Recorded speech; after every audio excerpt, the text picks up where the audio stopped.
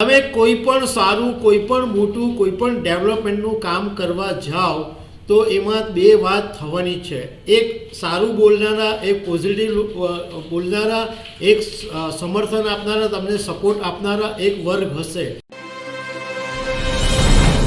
અમદાવાદને 2030ની Commonwealth games મળી એ પછી આ મુદ્દો સતત ચર્ચામાં રહ્યો છે. ઘણા બધા લોકો આને આવકાર આપી રહ્યા છે કે ગુજરાત માટે આ બહુ મોટી વાત છે, બહુ સારી વાત છે કે ગુજરાતને કોમનવેલ્થની ગેમ્સની રમત મળી તો ગુજરાતનો વિકાસ થશે. પરંતુ એની સાથે કેટલાક લોકો એવા પણ છે કે જે સવાલો ઉઠાવી રહ્યા છે. બે સવાલો ખાસ ચર્ચામાં છે. એક સવાલ એ છે કે કોઈને કોમનવેલ્થ ગેમ, બીજા દેશોને કોમનવેલ્થ ગેમ લેવામાં રસ હતો નહીં, કોઈ તૈયાર નહીં થતું હતું અને કોઈ એવી સ્પર્ધા બી નહીં હતી. એટલા માટે ભારતને આ કોમનવેલ્થ ગેમ છે એ મળી ગઈ છે. બીજો પ્રશ્ન એ ઉઠે છે કે આ કોમનવેલ્થ ગેમ્સને કારણે અમદાવાદ ઉપર આર્થિક બોજ વધશે, 50થી 70,000 કરોડનો ખર્ચ થશે અને આ બોજ અમદાવાદને ભારે પડશે એવો પણ કેટલાક લોકો સવાલ ઉઠાવી રહ્યા છે. હવે આ બાબતે અમે થોડીક જાણકારી મેળવી, કેટલાક જાણકાર લોકોની સાથે વાત પણ કરી તો એમણે જે કીધું છે એ હું તમારી સાથે શેર કરીશ. મારું નામ રાજેશ શાહ છે અને તમે જોઈ રહ્યા છો ગુજરાતના સૌથી મોટા ડિજિટલ ન્યૂઝ પ્લેટફોર્મ ખબરછે.com. તમે કોઈ પણ સારું, કોઈ પણ મોટું, કોઈ પણ ડેવલપમેન્ટનું કામ કરવા જાઓ તો એમાં બે વાત થવાની છે. એક સારું બોલનારા, એક પોઝિટિવ બોલનારા, એક સમર્થન આપનારા, તમને સપોર્ટ આપનારા એક વર્ગ હશે અને એક વર્ગ એવો બી હશે કે જે તમારી ટીકા કરશે, જે તમને ટિપ્પણી બી કરશે. હવે અત્યારના જે આ 2030ની કોમનવેલ્થ ગેમ અમદાવાદને મળી એને કારણે આવકાર બી મળી રહ્યો છે અને ટીકા પણ થઈ રહી છે. એટલે પહેલો જે સવાલ ઊભો થઈ રહ્યો છે કે અમદાવાદ પર આ બોજ વધશે કારણ કે લાંબો ટૂંકો ખર્ચો થવાનો છે. 50થી 70,000 કરોડ રૂપિયાના ખર્ચનો અંદાજ મૂકવામાં આવ્યો છે. હવે અમે વાત કરી ઘણા બધા લોકોની સાથે, જે લોકો જાણકાર છે, જે લોકો સમજે છે. એમણે એમ કીધું કે જે લોકો એમ માને છે કે અમદાવાદ પર બોજ વધશે, બહુ ખર્ચ વધશે, તો એ એમની ગેરસમજ છે. કારણ કે હવે જે મોટી રમતોનું જે આયોજન થાય છે એના આખાને આખા સ્વરૂપ બદલાઈ ગયા છે અને આખું એક નવું ગેમ્સ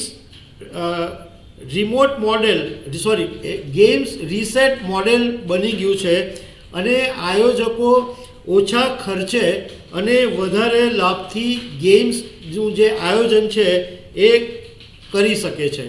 એમણે એમ કીધું કે અમદાવાદ પર બોજ નહીં પડે, એને બદલે અમદાવાદને બહુ મોટો ફાયદો થવાનો છે લાંબા ગાળાનો.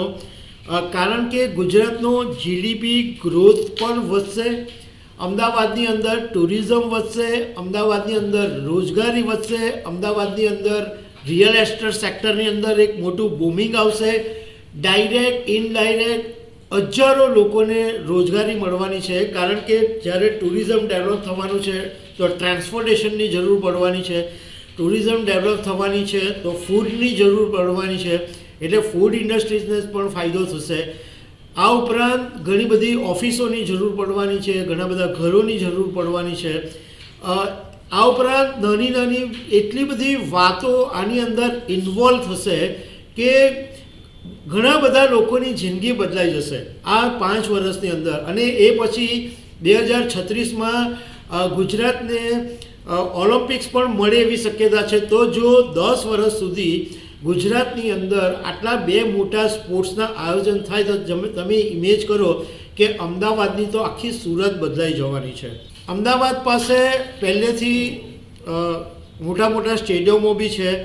ઉપરાંત ગાંધીનગરની અંદર જે કરાઈ પોલીસ એકેડમી છે એ પણ એક સારી એવી વ્યવસ્થા ધરાવતું સ્થળ છે અને અમદાવાદનું જે ઇન્ફ્રાસ્ટ્રક્ચર છે એ ઇન્ટરનેશનલ લેવલનું બની રહ્યું છે. અમદાવાદની અંદર બધાને ખબર છે કે નરેન્દ્ર મોદી સ્ટેડિયમ છે એ દુનિયાનું સૌથી મોટું ક્રિકેટ સ્ટેડિયમ છે અને આ બધાને કારણે જે આ કોમનવેલ્થની 2030ની જે ગેમ છે એ ધોળો હાથી પુરવાર થાય એવી કોઈ શક્યતા નથી એવું જાણકારોનું કહેવું છે. હવે બીજો સવાલ એ ઊભો થઈ રહ્યો છે કે કોમનવેલ્થની જે ગેમ છે એ કોઈ દેશ લેવા માટે તૈયાર જ નહીં હતું. ખાલી એક નાઇજીરિયા ભારતની સાથે સ્પર્ધામાં હતું એટલા માટે બેઠી ભારતને આ કોમનવેલ્થની ગેમ મળી ગઈ. આ બાબતે પણ નિષ્ણાતો કહે છે કે આ પણ એક લોકોની અંદર મિસઅન્ડરસ્ટેન્ડિંગ છે, કારણ કે આ ઓસ્ટ્રેલિયા, કેનેડા જેવા જે વિકસિત દેશો છે એ કોમનવેલ્થ ગેમમાંથી એટલા માટે પીછેહટ કરી છે કે એમને ઓલરેડી કોમનવેલ્થ ગેમનું ઘણી બધી વખત આયોજન કરી દીધેલું છે. એમની પાસે ઓલરેડી ઇન્ફ્રાસ્ટ્રક્ચર છે, ઓલરેડી ડેવલપમેન્ટના જે કામો થવાના હતા એ ઓલરેડી થઈ ગયા છે. એટલે આવા જે વિકસિત દેશો છે એ કોમનવેલ્થ ગેમનું જો આયોજન કરે તો એમને જે ખર્ચ કરવો પડે એની સામે એમને એટલો બધો ફાયદો મળતો નથી. અને એની સામે ભારત જેવા વિકાસશીલ દેશ હોય કે જ્યાં આગળ એમને બહુ જરૂર છે કે જ્યાં ડેવલપમેન્ટની તકો છે અને ભારતનું એક વૈશ્વિક લેવલે નામ પણ થાય, તો આવા વિકાસશીલ દેશની અંદર ભારત અત્યારે સારું એવું નામ ધરાવે છે. ભારત પાસે ઘણી બધી સ્કિલ છે, ઇન્ફ્રાસ્ટ્રક્ચર છે.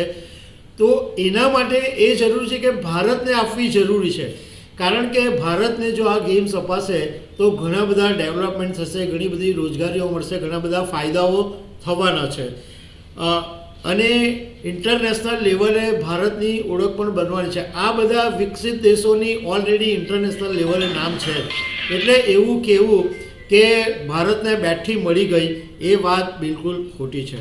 તો દર્શક મિત્રો, આવી અનેક વાતો સાથે અમે તમને મળતા રહીશું. Thank you very much.